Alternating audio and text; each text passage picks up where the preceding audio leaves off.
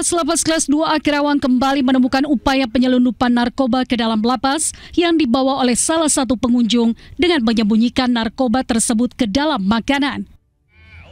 Saat diperiksa, benar saja di dalam makanan tersebut terdapat batang berwarna hitam yang menyerupai rempah-rempah. Dinilai bentuknya janggal, petugas memeriksa lebih lanjut dan ternyata sebuah sedotan yang berisikan narkoba yang dikemas rapi dalam berbagai bentuk. Barang terlarang tersebut rencananya akan diberikan kepada seorang yang ada di dalam lapas. Selain itu, petugas juga menemukan 4 plastik serbuk kristal putih, 2 plastik serbuk diduga ekstasi, serta 18 butir pil ekstasi. Saat ini modusnya dimasukin dalam gulai ayam.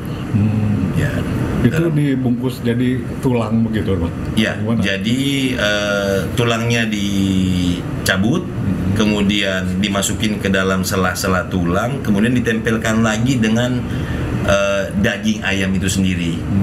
Gitu. Tulangnya pun dilakban, kemudian ditempel juga dengan lakban. Jadi seolah-olah pengganti tulang gitu, Pak? Ya, seolah-olah jadi pengganti tulang. Gitu. Untuk mencegah terjadinya hal serupa, Lapas Kelas 2A Karawang akan memperkuat sistem deteksi dini, pengawasan berlapis, serta menjalin sinergi dengan aparat penegak hukum. Dari Karawang, Jawa Barat, Rudi Setiawan, iNews melaporkan. Pemirsa, puluhan orang di Sukabumi, Jawa Barat melakukan pembubaran dan pengerusakan sebuah rumah yang diduga digunakan sebagai tempat ibadah. Meski kondisi sudah kondusif, namun polisi terus melakukan penyidikan terkait insiden tersebut.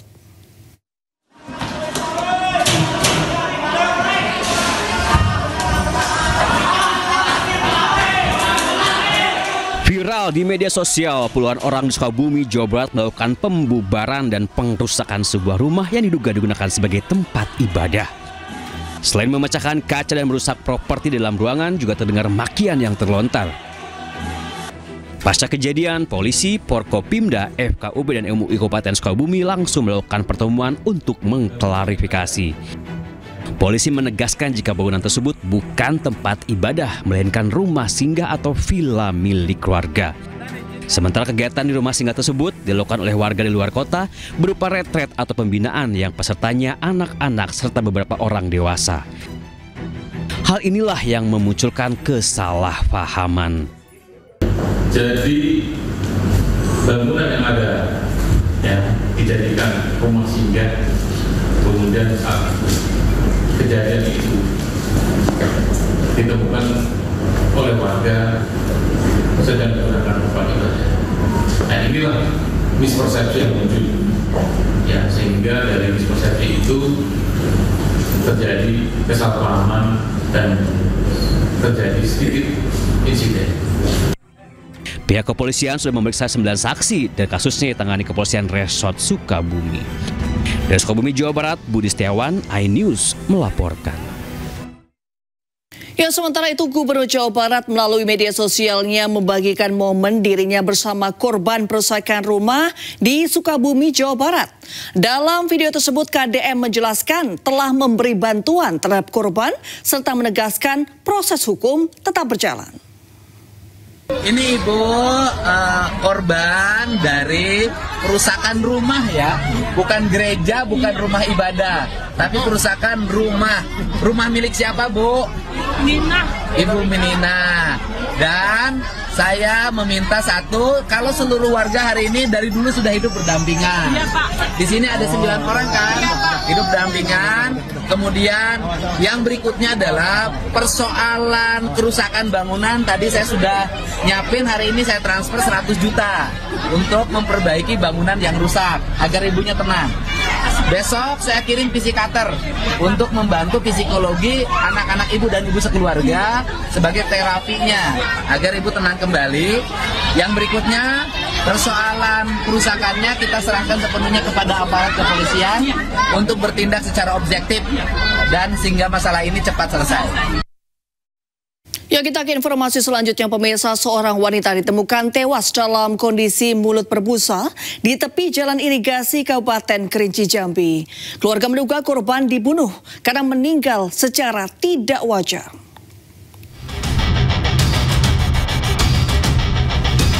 Polisi mengevakuasi jasad seorang wanita yang ditemukan di tepi jalan irigasi Desa Pendung Mudik, Kecamatan Air Hangat, Kerinci, Jambi. Saat pertama kali ditemukan seorang petani, jasad korban dalam kondisi mulut berbusa dan korban diketahui dalam kondisi hamil. Polisi yang melakukan olah TKP mengetahui korban ternyata seorang penyanyi dan sering mengunggah videonya di media sosial. Suami korban menduga korban dibunuh karena meninggal secara tak wajar. Jasad korban juga ditemukan terlalu jauh dari tempat tinggalnya. Pihak Rumah Sakit RSUP Padang menyatakan telah melakukan otopsi korban dan menunggu hasil pemeriksaan laboratorium untuk pastikan penyebab kematian korban. Memang keluarga menyangka ini dibunuh. Dan dari keluarga sendiri untuk mencari pelaku sampai dapatlah. Istilahnya setelah dapat minta dihukum seberat-berat mungkin sesuai dengan hukum yang berlaku ya kan. Bahkan sampai hukum mati. Sebab ini memang tidak wajar. Pemeriksaan luar kami lakukan sesuai standar pemeriksaan, kemudian pemeriksaan dalam seluruh organ-organ sudah kami periksa, kemudian sampelnya juga sudah kami ambil untuk dibawa ke laboratorium. Untuk hasilnya mungkin belum bisa kami sampaikan saat ini karena harus menunggu dulu hasil pemeriksaan laboratorium.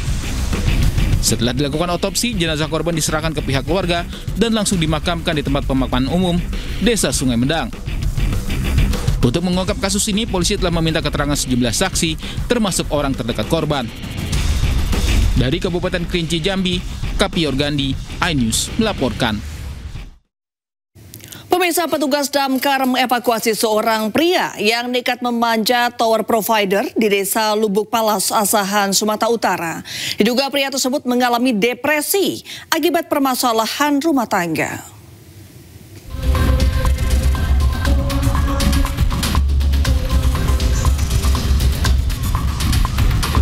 Warga dihebohkan dengan aksi seorang pria yang berada di atas tower provider Desa Lubuk Palas, Kecamatan Air Joman, Asahan, Sumatera Utara. RR, pria 24 tahun tersebut, nekat memanjat tower setinggi 40 meter. Bahkan ia pun sempat ingin mengakhiri hidup dengan melompat dari tower. Tim pemadam kebakaran dan polisi berupaya melakukan penyelamatan. Negosiasi pun berlangsung alot. 2 jam kemudian, petugas akhirnya berhasil mengevakuasi korban. Pria ini nekat memanjat tower karena mengalami depresi akibat permasalahan rumah tangga dengan istrinya. Ada seseorang yang ingin melakukan percobaan bunuh diri dengan memanjat tower Telkomsel. Kini pria tersebut selanjutnya diserahkan kepada pihak keluarga.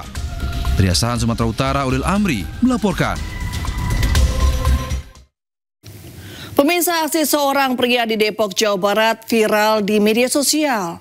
Pria itu terekam kamera diduga memamerkan senjata api dan mengaku sebagai anggota Ring 1 Istana. Ring 1-nya Istana sebenarnya. Ini fungsinya saya punya begini.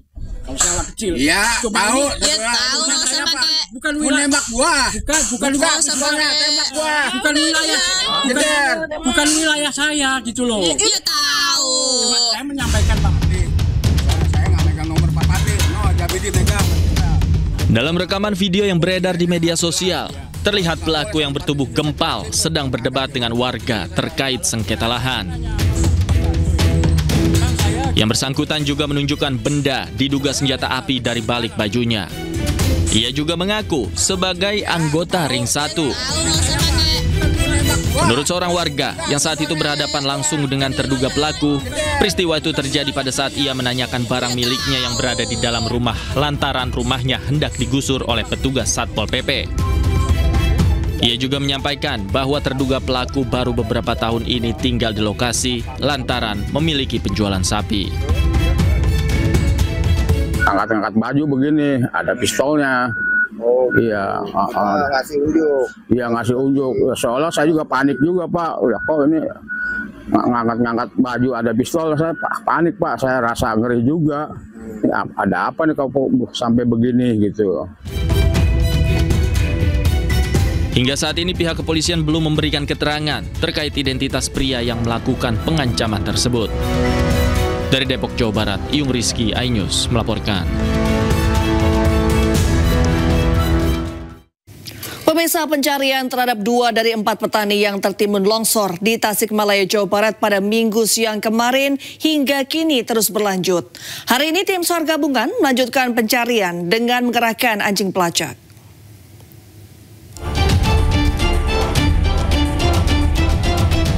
Tim SAR gabungan melakukan pencarian 2 korban yang tertimbun longsor di Kampung Ciomas, Kabupaten Tasikmalaya, Jawa Barat. Proses pencarian diawali dengan pemetaan lokasi menggunakan drone thermal untuk mengetahui cakupan dan luas area longsoran. Selain drone, petugas juga melibatkan anjing pelacak dari Polda Jawa Barat untuk membantu menemukan korban longsor. Pencarian ini fokus pada titik yang telah ditentukan untuk menghindari potensi longsor susulan. Medan yang sulit dan terjal membuat alat berat tidak dapat menjangkau lokasi kejadian. Tim di lapangan hanya mengandalkan peralatan manual seperti cangkul dan linggis untuk menggali material longsor. Operasi SAR hari ini yang pertama, sebelum teman-teman tim SAR gabungan menuju ke lokasi kejadian, kita menerbangkan drone thermal ya untuk memetakan lokasi longsoran. Tujuannya memetakan itu untuk mengambil gambar dari atas seberapa luas lokasi longsorannya. Setelah itu baru teman-teman dari K9 Polda Jabar untuk melakukan asesmen juga. Ada 2 unit satwa atau 2 ekor satwa yang diterjunkan untuk melakukan asesmen awal. Sebelumnya, 4 petani tertimbun longsor saat sedang beristirahat usai mencangkul di sawah pada Minggu siang. 2 orang berhasil menyelamatkan diri, sementara 2 lainnya hilang ditelan longsor. Hingga kini petugas gabungan masih berupaya mencari 2 korban tersebut. Operasi pencarian ini dilakukan dengan cara manual lantaran alat berat tidak bisa masuk ke lokasi. Dari Tasikmalaya, Jawa Barat, Asep Juharyono, iNews melaporkan.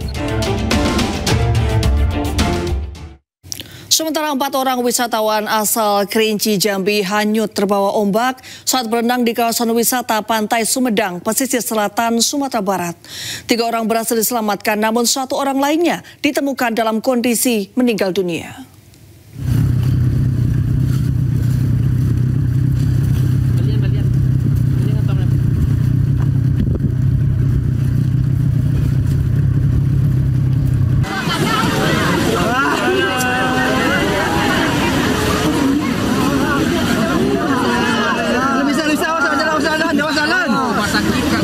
Warga bersama tim SAR berhasil menyelamatkan 3 dari 4 remaja yang hanyut saat berenang di kawasan wisata Pantai Sumedang, pesisir selatan.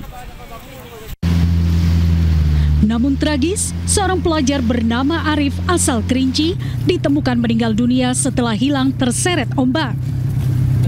Kejadian naas ini terjadi saat korban tengah berwisata bersama 3 orang rekannya. Namun tiba-tiba gelombang tinggi datang dan menggulung mereka. Ketiga teman korban berhasil diselamatkan warga, namun Arif tak berhasil kembali ke daratan. Tim SAR gabungan dari Basarnas, BPBD, TNI, Polri, dan nelayan berhasil menemukan korban dalam kondisi meninggal dunia. Untuk melaporkan untuk kejadian yang saudara Arif ini ditemukan dari lokasi tempat pemandian, dia arah ke barat sekitaran 200 meter. Yang ditemukan oleh tim SAR gabungan dari BPBD dan Basarnas dan kelompok nelayan yang bergabung untuk melakukan pencarian posisikan arah ke barat.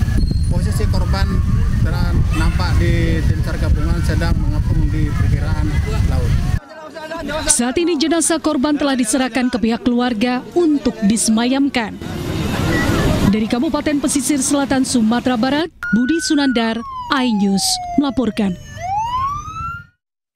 Pemirsa, jembatan berusia hampir 40 tahun di Lahat, Sumatera Selatan ambruk. 4 truk terjebak di tengah jembatan, 3 diantaranya mengangkut batu bara. Supir dan kernet truk terluka hingga dilarikan ke rumah sakit.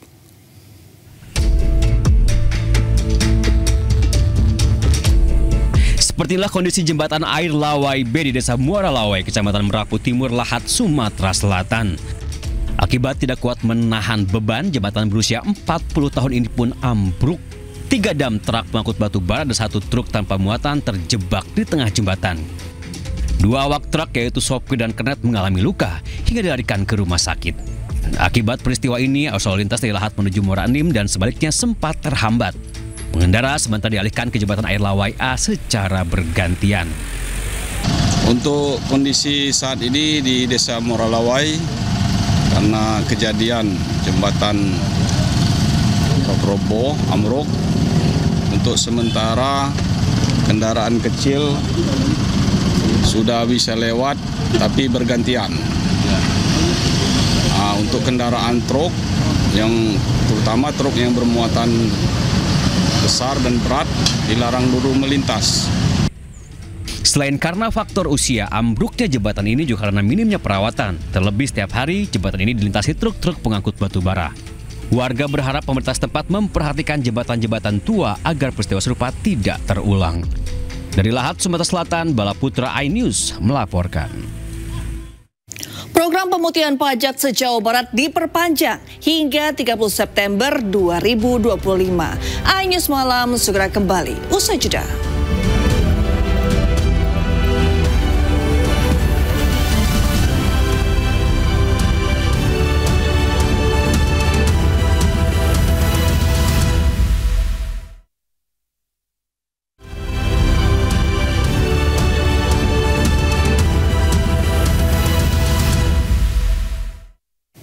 Terima kasih Anda kembali menyaksikan iNews Malam pemirsa. Usai diotopsi di Rumah Sakit Bali Mandara dan Pasar Bali, jenazah Juliana Marins malam ini akan diterbangkan ke negara asalnya Brasil. Semua persiapan pemulangan telah rampung. Peti jenazah dinyatakan memenuhi syarat untuk penerbangan ke Brasil.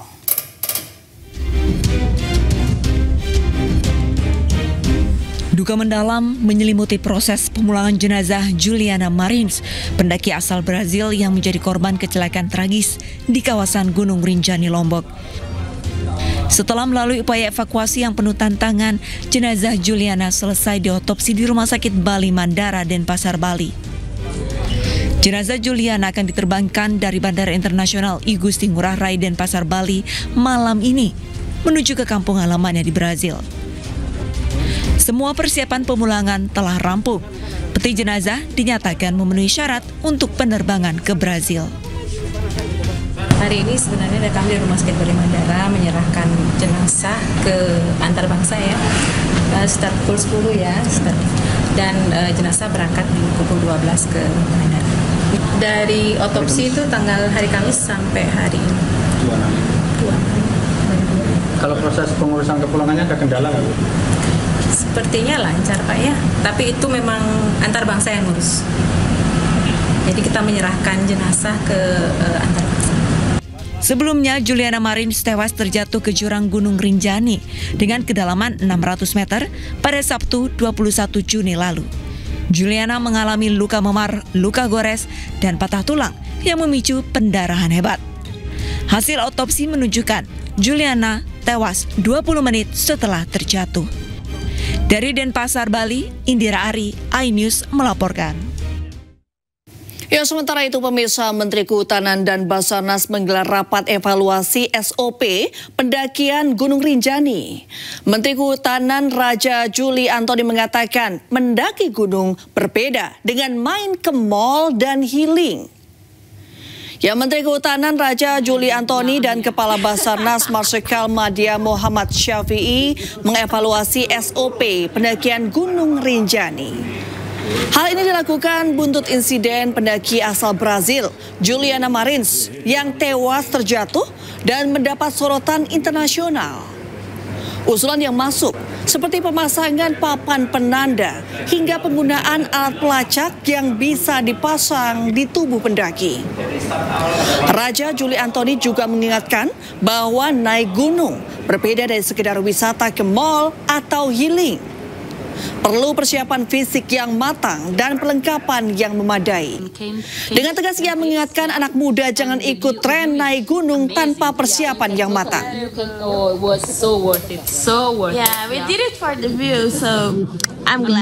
Secara total prosedur pengamanan ya SOP ya secara umum kan kita kita evaluasi ya.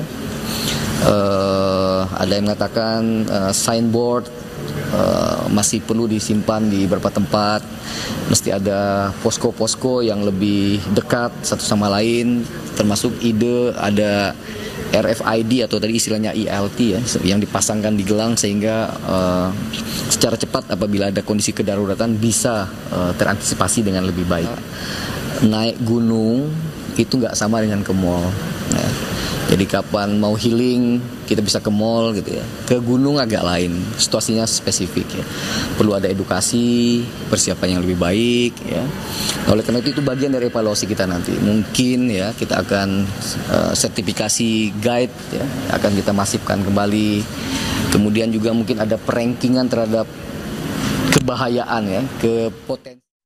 Ya, kita ke informasi selanjutnya pemirsa. Program pemutihan pajak se-Jawa Barat diperpanjang hingga 30 September 2025.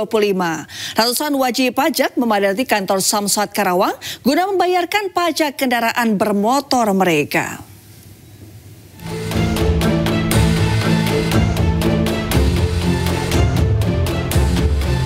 Ratusan warga Karawang menyerbu kantor Samsat Karawang, Jawa Barat Senin pagi. Ada perpanjangan program pemutihan pajak kendaraan bermotor membuat para warga berbondong-bondong memanfaatkannya. Program pemutihan pajak yang semestinya berakhir 26 Juni lalu diperpanjang hingga 30 September mendatang. Bahkan wajib pajak yang memiliki tunggakan 1 hingga 20 tahun hanya perlu membayar pajak untuk tahun berjalan saja. Kalau beberapa waktu yang lalu jasara harjanya dibayarkan full sesuai dengan lamanya kita nunggak, hari ini Dirut Jasara Harja memberikan kebijakan untuk warga pemilik kendaraan bermotor bernomor Jawa Barat.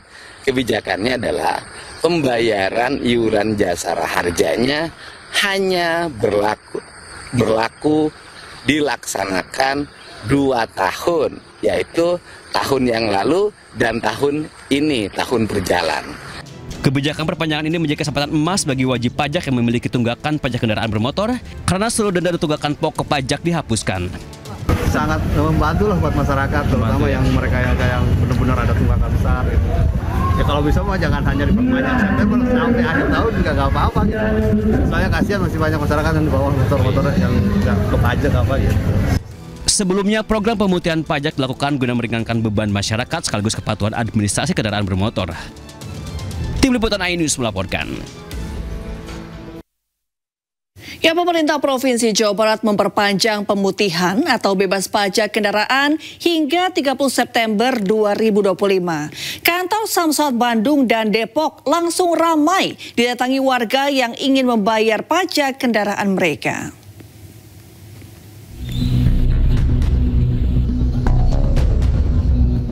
Ratusan pemilik kendaraan bermotor pada Senin pagi memenuhi kantor Samsat Kabupaten Bandung Barat untuk membayar tunggakan pajak yang tertunda. Warga datang sejak pagi hari agar bisa cepat dilayani. Menurut penunggak pajak, sengaja membalik namakan kendaraan karena tidak harus membayar denda pajak. Mas sendiri kendaraannya mati berapa tahun, Mas? 6 tahun. 6 tahun. Terus dengan program ini gimana? Ya lumayan memudahkan, kan tinggal bayar pajak tahun ini aja. Oke. Harus ngantri aja gitu. Bapak tahu nggak kalau ini diperpanjang, Pak? Kalau kendaraan Bapak sendiri mati berapa tahun, Pak? 2 tahun. Terus rencana dibalik nama atau gimana, Pak? BBN ya.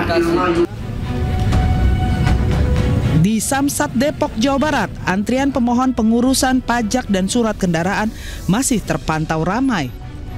Antrian kendaraan yang hendak cek fisik guna mengurus pajak dan surat kendaraan masih terpantau ramai. Banyak warga yang memanfaatkan program ini untuk balik nama kendaraan, mutasi wilayah, dan menghidupkan pajak yang mati. Beberapa program inilah yang banyak dimanfaatkan oleh masyarakat, di mana balik nama bisa gratis. Mutasi wilayah mendapatkan bonus gratis pajak di tahun awal, dan pajak yang mati cukup hanya membayar pajak di tahun yang berjalan saja. Balik nama sih, cuma bukan pindah balik nama, pindah alamat doang. Pindah alamat ya? Iya, tapi masih Depok. Ya, merasa terbantu ya? Sangat membantu. Program pemutihan pajak di Jawa Barat sendiri akan berlangsung hingga 30 September mendatang. Dari Depok dan Kabupaten Bandung, Jawa Barat, Iyung Rizky dan Yuwono, iNews melaporkan. Bobi Nasution siap memberikan keterangan kepada KPK dalam kasus dugaan korupsi proyek pembangunan jalan. Ayo semalam segera kembali. Ini pakai aja. Rame banget ini. Ya, rindu kali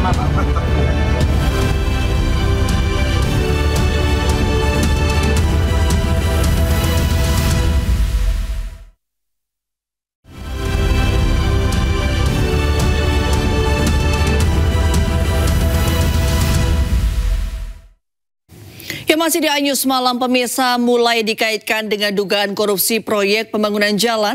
Gubernur Sumatera Utara Bobi Nasution menyatakan siap memberikan keterangan kepada Komisi Pemberantasan Korupsi.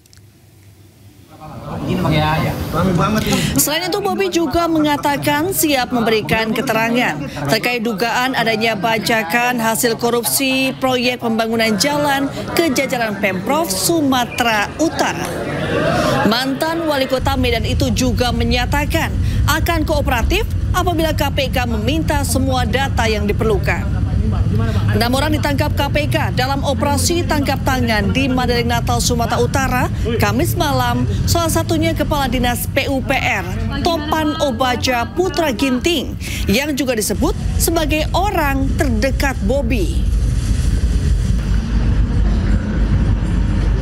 Namanya proses hukum kita bersedia saja ya. Itu bersedia saja. Apalagi kalau tadi katanya ada aliran uang. Kita, saya rasa semua di sini di Pemprov, kalau ada aliran uangnya ke seluruh jajaran, bukan hanya ke sesama, apakah ke bawahan atau ke atasan, kalau ada aliran uangnya ya wajib. Ya, sebelumnya Kepala Dinas PUPR Sumatera Utara nonaktif Topan Ginting sudah ditetapkan KPK sebagai tersangka dalam kasus dugaan korupsi proyek jalan di Sumatera Utara. Yang Golden Boys Medan, Topan Ginting alias TOP, baru 4 bulan pindah tugas ke Pemprov Sumut dari Pemko Medan. Ia pun langsung menjabat Kepala Dinas PUPR Pemprov Sumut pada 24 Februari 2025 setelah dilantik oleh Gubernur Sumut Bobi Arief Nasution. Sementara itu ada juga pejabat Dinas Pekerjaan Umum dan Penataan Ruang Sumatera Utara yang turut ditangkap oleh KPK. Rasuli Effendi Siregar bertindak sebagai pejabat membuat komitmen di mana dia ditugaskan Topan Ginting untuk mengatur lelang proyek dan memenangkan PT Dahlihan Natolu Group. Jalan provinsi sebenarnya dari Labuan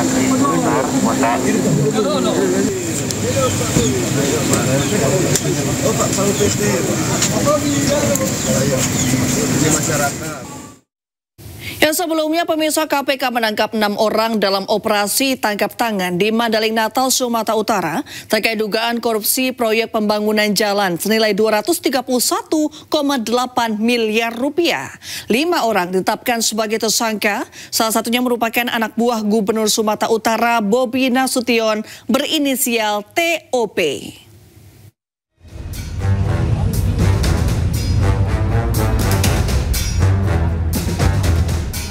Sebanyak 6 orang ditangkap KPK dalam operasi tangkap tangan di Mandailing Natal, Sumatera Utara pada Kamis malam 27 Juni lalu. OTT ini terkait dengan dugaan korupsi proyek pembangunan jalan di Dinas Pekerjaan Umum dan Tata Ruang PUPR dan Preservasi Jalan di Satuan Kerja Pelaksanaan Jalan Nasional Wilayah 1 Sumatera Utara. Dari 6 orang yang ditangkap, 5 orang ditetapkan sebagai tersangka. Salah satunya berinisial TOP yang merupakan Kepala Dinas PUPR Sumatera Utara. Maka Saudara Kir dan Saudara RAY itu selaku pihak pemberi, ya. Kemudian Saudara TOP dan Saudara RES itu penerima dari proyek yang ada pada Dinas PUPR. Sedangkan Saudara HEL selaku pihak penerima terkait proyek di Satker PJN Wilayah 1. Terkait OTT KPK ini, Menteri Pekerjaan Umum Dodi Hanggodo menyerahkan sepenuhnya proses hukum kepada KPK. Kementerian Pekerjaan Umum juga akan mengevaluasi seluruh jajarannya sesuai instruksi Presiden Prabowo Subianto. Regardless, saya sudah bicara berbuih-buih pentingnya integritas pentingnya menghadirkan Tuhan di hati, tapi ya masih aja begini. Tapi dengan segala hormat, dengan menjunjung tinggi asas praduga tidak bersalah, kami serahkan seluruh prosesnya kepada para aparat hukum. Mulai minggu depan, atas restu Pak Presiden, kami harus mulai mengevaluasi seluruh jajaran PU dari mulai eselon 1 sampai BPK agar kejadian-kejadian seperti ini tidak terulang lagi di masa depan. Diketahui, operasi tangkap tangan ini adalah operasi senyap kedua KPK pada tahun 2025. Tim Liputan iNews melaporkan. Ya, Komisi Pemberantasan Korupsi masih melakukan koordinasi terkait penjadwalan ulang Gubernur Jawa Timur Khofifah Indar Parawansa. KPK menyebut masih membutuhkan keterangan Khofifah terkait perkara dugaan tindak pidana korupsi penyaluran dana hibah di Provinsi Jawa Timur. Dan koordinasikan untuk jadwalnya sehingga nanti dapat dilakukan pemeriksaan oleh penyidik kepada yang bersangkutan.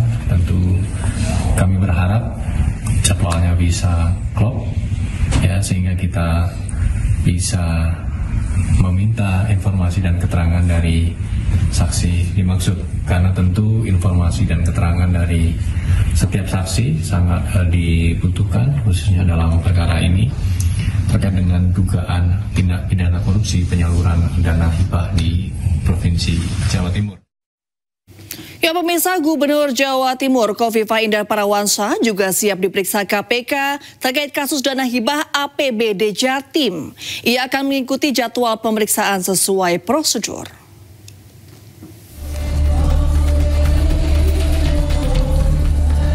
Gubernur Jawa Timur Khofifah Indar Parawansa angkat bicara terkait kasus korupsi dana hibah dari APBD Jawa Timur. Khofifah menunggu jadwal pemeriksaan dari KPK. Ia juga akan kooperatif dan mengikuti pemeriksaan sesuai prosedur. Kita menunggu sesuai prosedur aja, ya. Jadi kita mengikuti prosedur. Ya. Saya nanti malam kan pembukaan Porprov di Malang, kan olahraga provinsi. Tapi kita mendahului dengan mengajak 100 anak yatim. Sebelumnya KPK telah menetapkan 21 orang tersangka dalam kasus dugaan korupsi dana hibah Jawa Timur. 17 orang diantaranya ditetapkan sebagai tersangka penerima suap, sedangkan 4 tersangka lainnya merupakan pemberi suap. Dari Surabaya, Jawa Timur, Rahmat Ilyasan, iNews melaporkan. Pemirsa, kasus dugaan suap di balik vonis lepas terhadap 3 perusahaan yang terlibat dalam ekspor minyak sawit mentah atau CPO dan turunannya memasuki babak baru. Ya, setelah berkas perkara dinyatakan lengkap, penyidik Jaksa Agung Muda bidang tindak pidana khusus Kejaksaan Agung melimpahkan 5 orang tersangka bersama barang bukti ke Kejaksaan Negeri Jakarta Pusat.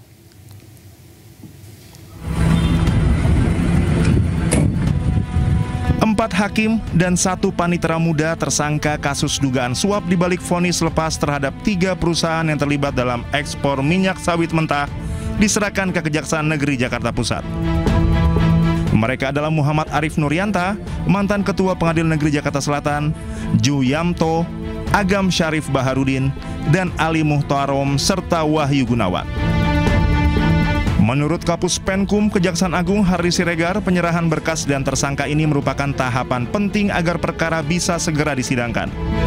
Jadi, pagi ini rencananya penyidik akan menyerahkan tanggung jawab tersangka dan barang bukti dalam perkara suap, ya, penanganan perkara CPO di Jakarta Pusat beberapa waktu yang lalu. Ya, ada beberapa orang yang tersangka tentunya yang hari ini akan ditahap 2 kan. Mungkin beberapa hakim, panitera pengganti. Nah, kita cek apakah yang lain juga ikut, tapi sepertinya belum semua, ya. Nanti pastinya karena hari ini sedang berlangsung, saya kira bisa teman-teman media cek di Jakarta Pusat. Ini penyerahan tanggung jawab dari penyidik ke penuntut umum. Jadi memenuhi ketentuan pasal 139 KUHP, maka jika perkara itu sudah dinyatakan lengkap, adalah tanggung jawab bagi penyidik untuk menyerahkan tersangka dan barang buktinya kepada penuntut umum untuk menentukan apakah perkara itu bisa dibawa ke pengadilan atau tidak, ya. Sebelumnya, penyidik Jampitsus Kejaksaan Agung menetapkan 8 tersangka dalam kasus dugaan suap vonis lepas terhadap 3 terdakwa korporasi dalam perkara pemberian fasilitas ekspor minyak sawit mentah atau CPO dan turunannya. Selain 4 hakim dan seorang panitera, penyidik juga menetapkan kuasa hukum korporasi Marcella Santoso, Arianto Bakri, dan Muhammad Syafi'i sebagai tersangka pemberi suap. Dari hasil penyidikan, uang suap untuk memutus onslah perkara ini mencapai 60 miliar rupiah. Dari Jakarta, Rizky Falufi, Anyus melaporkan. Ya, kita ke informasi berikutnya. Pemirsa, lembaga survei Median merilis hasil survei tentang polemik ijazah palsu Joko Widodo. Hasilnya, 55,5% responden percaya ijazah Jokowi asli dan hampir separuh meragukan ijazah Jokowi.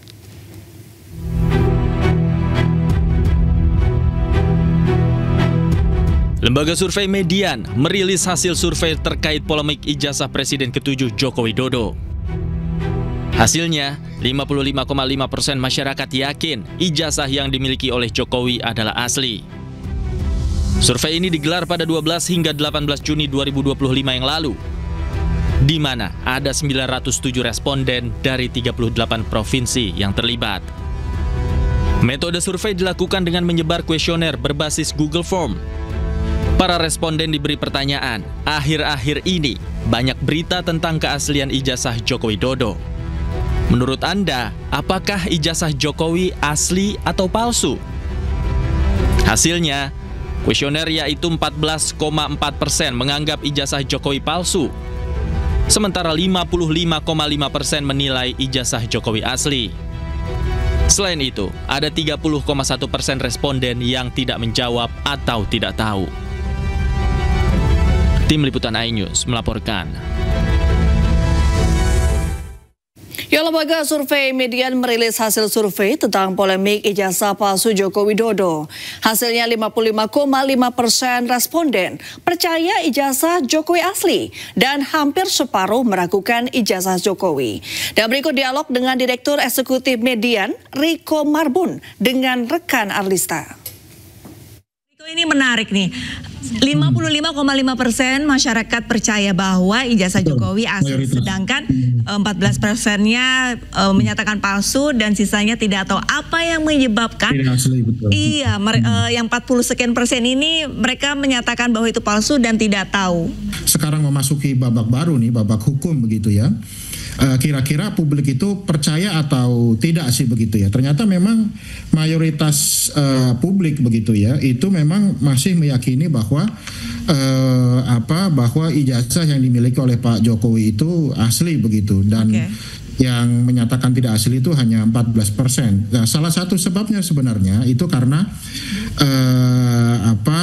sudah berulang kali ijazah tersebut dipergunakan di dalam berbagai tahapan politik begitu ya, baik itu pilkada di Kota Solo, pilkada gubernur di Jakarta dan lain sebagainya. Kemudian yang kedua yang kami dapati juga ini terkait dengan integritas dari lembaga pendidikannya itu sendiri, yang saya pikir bukan sebuah universitas yang kaleng-kaleng begitu. Betul. Ya. Nah itu sih pendapat publik begitu. Jadi sampai sejauh ini saya pikir secara opini, secara persepsi mayoritas publik itu hampir separuhnya begitu ya, itu masih meyakini bahwa ini asli, walaupun memang ada proporsi masyarakat yang tidak bisa menentukan sikapnya itu cukup besar juga ya, 30,1%. Jadi ya, itu cukup besar, hampir sepertiganya, itu cukup besar sebenarnya, karena mungkin ya sebagian besar juga sedang menunggu ini ujung dari proses hukumnya ini kan seperti apa begitu ya, karena ini sudah berlangsung sangat lama sekali begitu. Baik, tapi kalau misalkan kita lihat proses hukumnya ini dari pihak kepolisian menyatakan ijazah Jokowi asli. Lagi-lagi dipermasalahkan adanya dugaan skripsi palsu. Nah ini bagaimana, apakah dari media sendiri menyebarkan kuesioner ataupun mensurvei tentang si skripsi dari Jokowi ini? Saya pikir satu pertanyaan tentang bahwa ijazah itu asli atau tidak, itu mencakup persepsi secara keseluruhan termasuk tentang proses itu. Skripsi, ya? Kalau orang ragu terhadap skripsinya kan nggak mungkin dia bilang ijazahnya itu asli kan begitu. Jadi secara umum itu kita bisa mengatakan bahwa kerasnya suara yang kita dengar ya tentang ketidakaslian dari ijazahnya Pak Jokowi itu ya sebenarnya ya secara definitif menyatakan itu tidak asli ya baru 14%, sementara 30%-nya itu memilih abstain begitu ya, memilih mengatakan tidak tahu begitu. Mantan Sekretaris Mahkamah Agung Nur Hadi Abdurrahman kembali ditangkap KPK. Informasi selengkapnya usai jeda.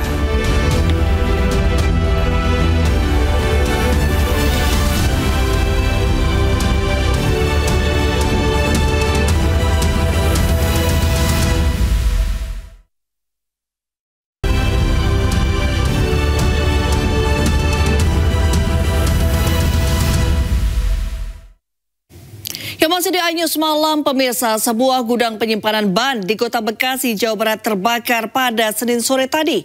Kuatnya hembusan angin menyulitkan petugas memadamkan api.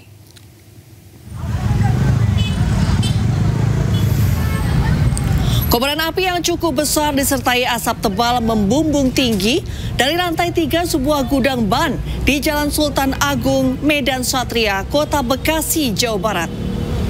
Kebakaran membuat warga setempat panik karena khawatir merambat ke permukiman mereka. Kebakaran diduga dipicu akibat percikan api saat karyawan sedang melakukan pengelasan di lantai 3 bangunan. Petugas menerjunkan 10 mobil pemadam. Kencangnya angin membuat petugas kesulitan memadamkan api.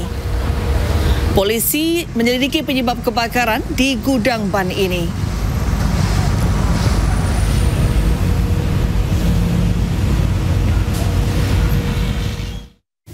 Ya pemirsa, baru saja bebas menjalani hukuman kasus suap dan gratifikasi. Mantan Sekretaris Mahkamah Agung Nur Hadi Abdurrahman kembali ditangkap KPK. Penangkapan kali ini diduga untuk kasus dugaan tindak pidana pencucian uang.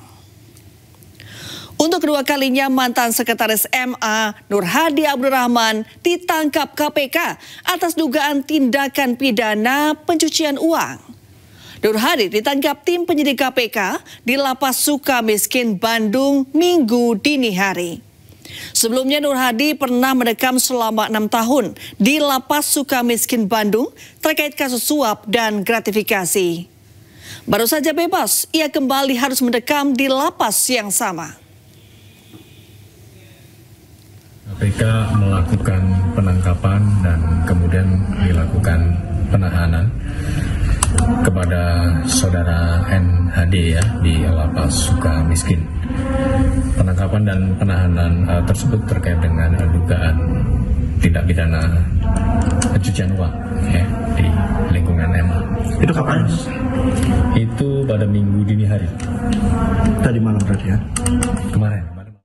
Ya, kita ke informasi lain pemirsa. Mantan Menteri Perdagangan Thomas Trikasih Lembong alias Tom Lembong mengaku perintah impor gula datang dari Presiden ke-7 RI Joko Widodo demi meredam gejolak harga pangan. Hal itu diungkapkan Tom Lembong saat dihadirkan sebagai saksi mahkota kasus dugaan korupsi impor gula dengan terdakwa mantan Direktur Pengembangan Bisnis PT Perusahaan Perdagangan Indonesia Charles Sitorus. Ya, sidang lanjutan kasus dugaan korupsi impor gula dengan terdakwa mantan Direktur Pengembangan Bisnis PT Perusahaan Perdagangan Indonesia atau PT PPI Charles Sitorus sore tadi kembali digelar di Pengadilan Tipikor Jakarta Pusat. Dalam sidang tersebut, mantan Menteri Perdagangan Tom Lembong dihadirkan sebagai saksi mahkota. Tom Lembong awalnya mengaku hanya melanjutkan kebijakan Mendak periode 2014-2015 Rahmat Gobel terkait penugasan impor gula ke PT PPI di depan majelis hakim. Tom mengatakan perpanjangan penugasan ke PT PPI itu dilakukan untuk menjaga stabilitas harga gula. Dia mengklaim perpanjangan itu juga sebagai tindak lanjut hasil diskusi rapat koordinasi tingkat kementerian.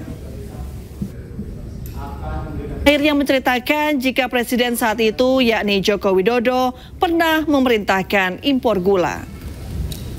Perintah tersebut disampaikan langsung Jokowi saat bertemu Tom Lembong di sidang kabinet.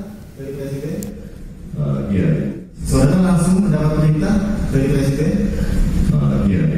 Dalam bentuk apa? Lisan atau tertulis? Dalam sidang kabinet. Sidang kabinet. Maupun langsung dalam pertemuan saya dengan presiden secara bilateral di istana biasanya. Berkaitan juga di istana Bogor. Dan juga melalui atasan langsung saya yaitu Menko Perekonomian. Presiden itu dari Menko ya. Inti dari perintah tersebut yang bisa saudara pahami apa? Kami harus mengambil semua tindakan ya, yang tentunya sesuai peraturan dan perundangan yang berlaku yang dapat diambil ya, untuk meredam gejolak harga pangan. Ya, kita ke informasi selanjutnya, pemirsa. Presiden Prabowo Subianto kembali mengingatkan para menteri Kabinet Merah Putih untuk bekerja cepat demi kepentingan rakyat. Prabowo pun mengancam akan meninggalkan menterinya yang bekerja lamban.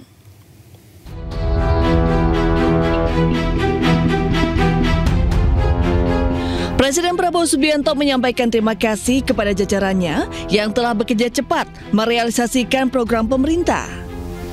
Namun Presiden mengancam mereka yang tidak mampu mengikuti ritme kerja akan ditinggalkan di pinggir jalan. Hal ini disampaikan Prabowo saat meresmikan peletakan batu pertama pembangunan proyek ekosistem industri baterai kendaraan listrik terintegrasi di Karawang, Jawa Barat.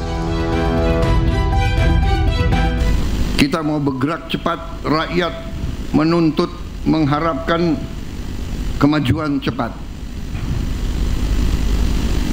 Saya terima kasih tim saya, kabinet saya, semuanya kerja dengan baik, kerja dengan cepat.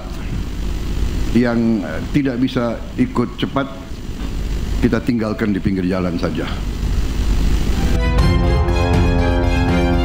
Bukan sekali ini Prabowo memperingatkan para menteri dan jajarannya untuk bekerja dengan benar dan jujur. Pada peringatan Hari Lahir Pancasila 2 Juni lalu, ia juga mengingatkan pejabat yang tak mampu melaksanakan tugas untuk mundur saja. Mereka-mereka yang tidak setia kepada negara akan kita singkirkan dengan tidak ragu-ragu, tanpa memandang bulu, tanpa melihat keluarga siapa, partai mana, suku mana yang tidak setia kepada negara, yang melanggar undang-undang, yang melanggar undang-undang dasar, akan kita tindak. Semua penyelewengan, semua kebocoran harus berhenti. Semua pejabat yang tidak mampu melaksanakan tugas lebih baik mundur. Peringatan ini sempat diduga menjadi sinyal Prabowo untuk merombak kabinetnya. Namun saat dikonfirmasi pada 12 Juni lalu, Prabowo menyebut tidak berencana merombak jajaran menteri. Saya sekarang sampai saat ini, saya menilai bahwa menteri-menteri saya bekerja dengan baik. Terus terang aja, bahwa di sana sini ada kritik itu baik dan itu biasa. Dalam pemerintahan, dalam demokrasi kritik biasa, dan kita tidak bisa memuaskan semua orang. Tapi saya sebagai pengguna, saya user, saya merasa menteri-menteri saya bekerja dengan baik. Dalam kesempatan itu, Prabowo juga mengapresiasi kinerja menterinya yang berhasil melakukan sejumlah pencapaian, salah satunya terkait penghematan. Dari Jakarta, tim liputan iNews melaporkan.